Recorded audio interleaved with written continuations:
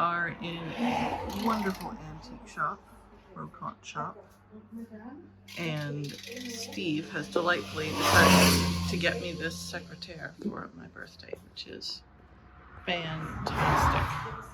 So there's just a little bit of damage and on the pull down as well, but once you see it assembled, it's really beautiful. It's lemon wood, which is unusual.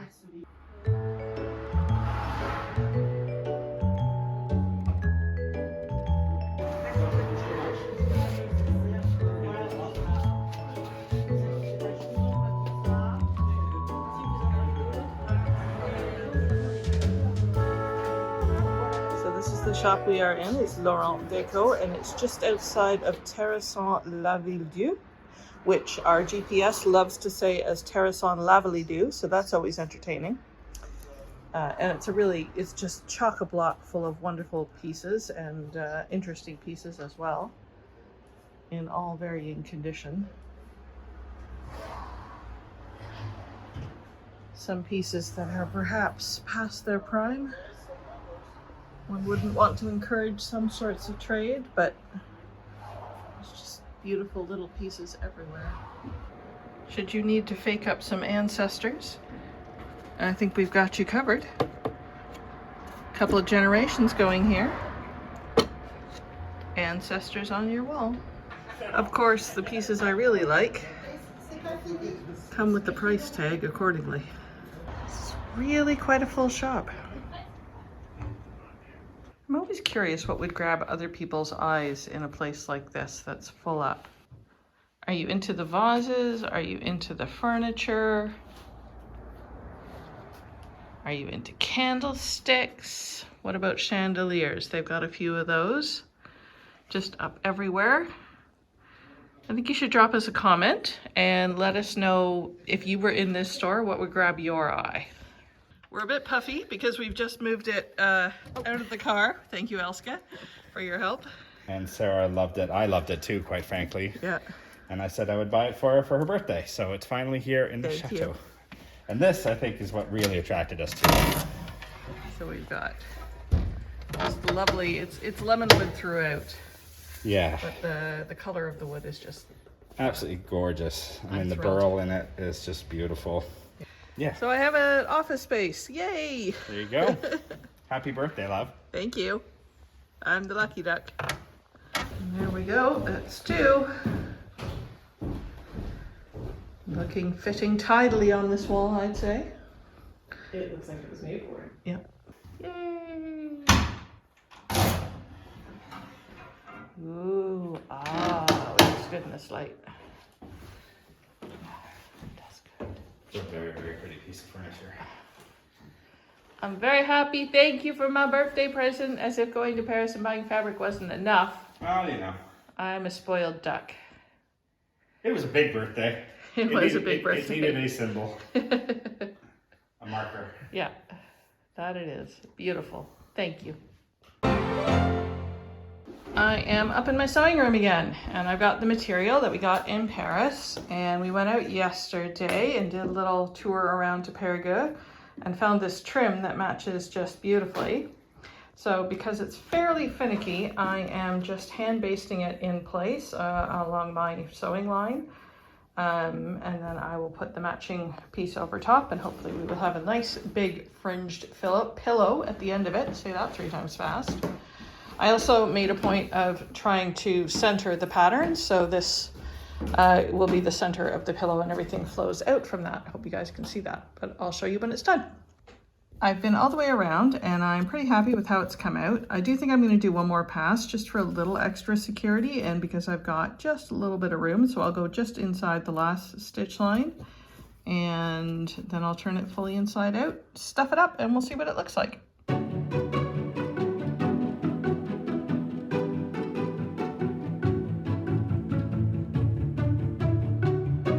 There's all the pillows made up from the material that we bought in Paris. So obviously I still have all of our curtains to do, but I managed to make up quite a few big sham covers, which gives some nice depth and fluffiness to the bed.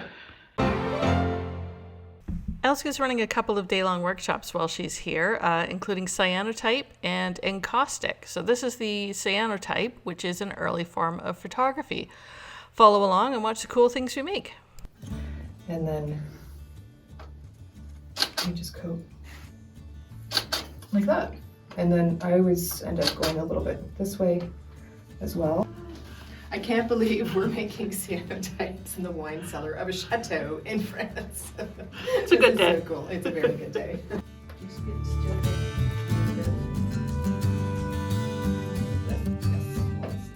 This is feeling like a very zen pursuit right now as I just pause and look at all the little tiny shapes in nature and use them for inspiration. Just kind of slowing down and looking at everything really closely. What a great little zen moment. Elske's was looking a little blank. Now she's trying to cover up. I'm trying to hurry up. Making it up as she goes along now. So because this was a piece of material that we prepared last night, it had exposed a little bit during the day. Basically, we waited a little too long because we did it last night.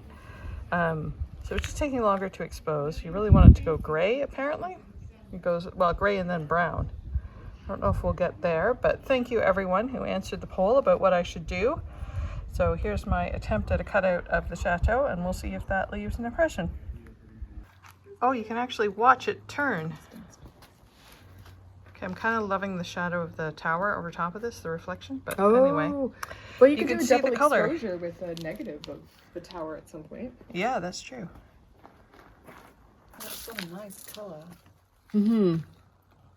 Oh, you can see the watermark coming through. Yeah. Yes. That's so cool. Yeah. So you could do embossing on paper. Oh, that's saying the sun, but not me.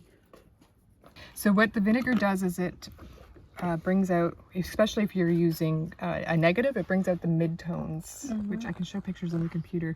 What you see then versus a high contrast. Oh, it's taking off. The chemical is coming off.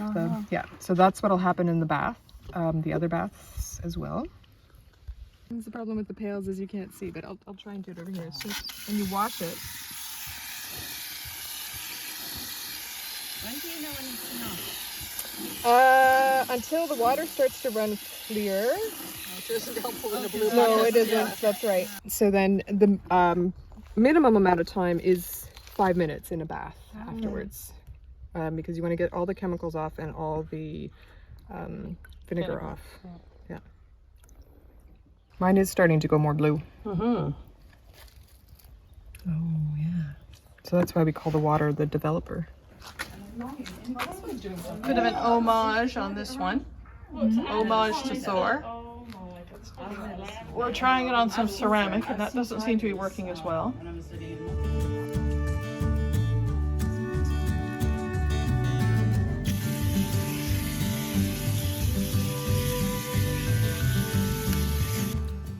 And you can use the vinegar until It's about 7 or 8 prints. So I don't think we've quite done that many yet, have we?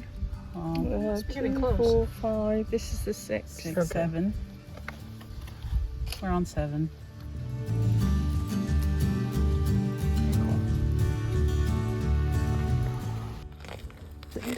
The image, rather than when you take it out, it kind of disappears.